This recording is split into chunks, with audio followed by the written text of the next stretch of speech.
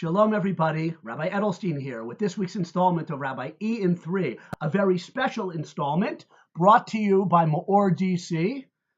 Check us out wherever you want, online or on our Facebook page. I guess that's online. I have some special friends who are visiting the studio this morning with me for Rabbi E in 3. They're all sorts of colors, different races, different nationalities. We don't discriminate. Bottles of wine, yes. I'm not going to drink online. Or on air, I should say. Sorry, and I have not had any this morning.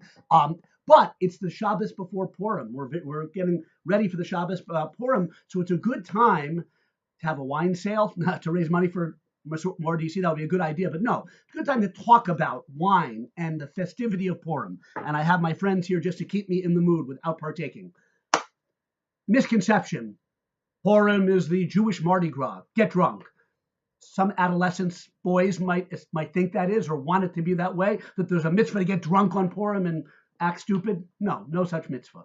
But there is an idea of festivity on Purim, and wine, perhaps plays a part. Where does it come from? So the Talmud says, and it's brought in the Jewish law books, Chayev Adam libsume b'poria adalo yada ben arahaman leborach Mordechai.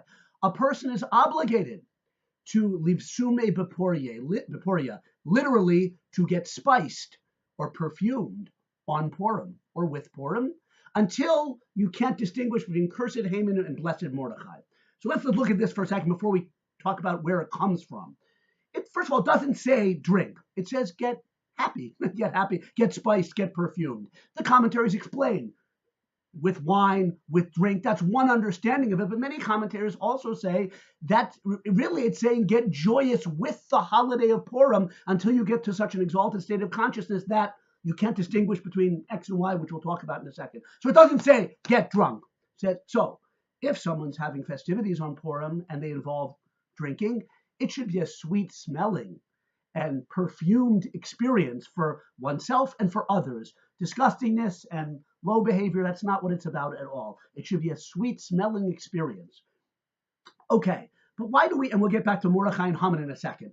Why drinking at all? I mean, every holiday is happy. Is there drinking on every single holiday? No, there's not.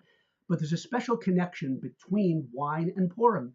Read the book of Esther. The events of the story unfold over wine. At the beginning, the king Achashverosh, at a wild party where he's drunk, kills his wife. That sets into motion the ascension of Esther to be queen. Haman and Achashverosh seal their deal to plot the extermination of the Jewish people over a wine party. And finally, that great heroine of the Jewish people, Esther, at a wine party, seals the downfall of Haman, with her and her husband and Haman together at a wine party. So wine was the mechanism by which the story unfolded. And that is absolutely a part of our consciousness on Purim. We're not just doing anything that feels good. Wine or drink was a part of the very way that Hashem, behind the scenes, and that's also a very important part of Purim, behind the scenes led events along. So in other words, drinking on Purim is part of the commemoration of the nace, of the hidden miracle of Purim. Okay? Drinking obviously makes you feel good, and it's supposed to be a day of rejoicing and feasting. But let's clarify something for a second. Every commandment of Purim has to do with togetherness, right? You read the Megillah, the book of Esther together. You're supposed to send gifts of food to your fellow Jewish person. You're supposed to give special matanos lavyonim, gifts of charity. And so all the mitzvot of Purim are about bringing us together. So it's not about going in your closet and, finishing a pint of Four Roses or whatever like that. It's a bourbon. It's about the togetherness of the Jewish people. And so if the feasting, food, and perhaps wine increases that togetherness, then that could be part of the mitzvah. And especially in the context of the Purim feast, which is one of the 4 commandments of Purim, on the day of Purim. Having a l'chaim the night before could be fine, but many commentaries explain it's really at the feast of the day of Purim with food and drink, and you're rejoicing. And again, livsume beporia, to get perfumed to a beautiful, sweet-smelling consciousness with the help of food and wine. So togetherness, the miracle. There's also no idea that wine brings out what's hidden in a person. And that's all the more reason why many, many rabbis, dead and those living, say if what's inside of you is not so pleasant to behold, go easy on the spice on Purim so bad things don't come out. But really, it's supposed to reveal the holiness within us. Wine comes in and our inner self comes out. And the inner self of a Jewish person is pure and holy. So that's what we're supposed to get to and tap into, that special light internally on Purim with the help of the food and the drink and the rejoicing. So it's about a miracle. It's about togetherness. It's about a hidden spark coming out in a good, beautiful way, God willing. It's not about getting plastered. It's not about getting unconscious. What about between Haman and Mordecai? It doesn't say drink or get spiced until you can't tell between Mordecai and Haman. That is comatose. No, it says until you can't distinguish between cursed Haman and blessed Mordecai. Many beautiful commentaries.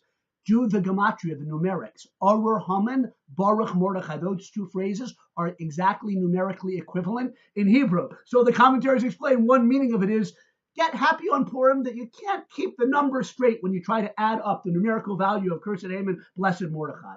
A deeper idea is that the whole Purim story is about seeing God hidden behind seemingly random events.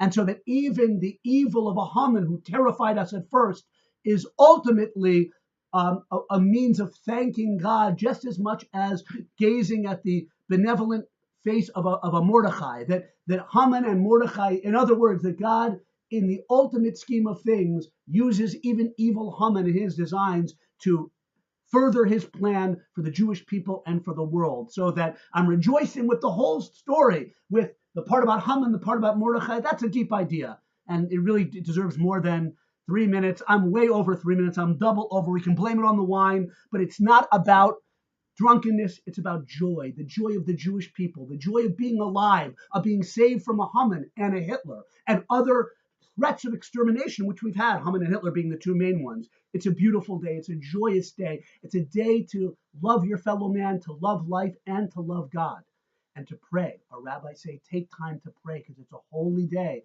Yes, it's a holy day. And holiness doesn't mean drunkenness. The wine elevates the physical part of our body, and with that consciousness of godliness, of the hidden miracle of Purim, of the love of being alive, of the love of being a part of the Jewish people, it's an incredible joy and elevation on Purim. I went way over my time. L'chaim, come to my house. I'll pour you a l'chaim, and you'll forgive me for being long today. Have a wonderful Shabbos. May it be a beautiful Purim that brings out the hidden light in every one of us, every Jewish person, to connect us more to ourselves, the deepest part of ourselves, our fellow man, the Jewish people, and ultimately to Hashem himself. Have a wonderful, wonderful Purim. Whether you have a little wine or not, enjoy.